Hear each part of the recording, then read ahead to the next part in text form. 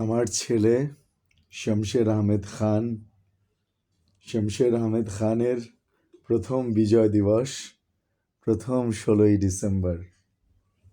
এই জন্য আমি আমার বাবার জন্য এই পতাকা, যার কোনো মূল্য হয় না, লাখো শহীদের রক্তে কেনা, লাখো মা বোনের ইজ্জত সম্ভ্রমের বিনিময়ে এই স্বাধীনতা, এই মুক্তিযুদ্ধ, এই পতাকাই আমাদের বিজয়। আমার ছেলের জন্য আমি নিয়ে এসছি। আমার ছেলে দেখতেছে।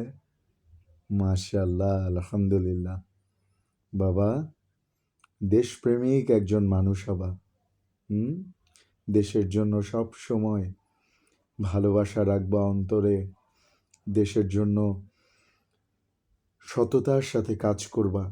যে কোনো কাজই তুমি করো, যে কোনো কাজই তুমি করো, কিন্তু সেটা সততার সাথে, নিষ্ঠার সাথে করবা। দেশের ক্ষতি হয় এমন কিছুই তুমি করবা না।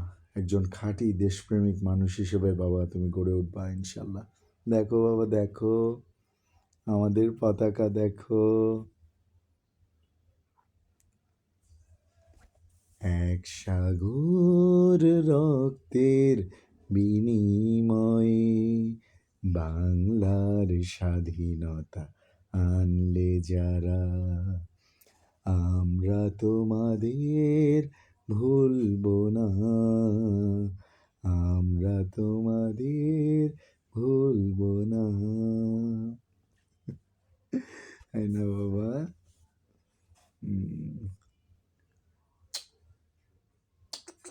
আমাদের জন্য সবাই দোয়া করবেন। আমার সন্তানের জন্য সবাই দোয়া করবেন।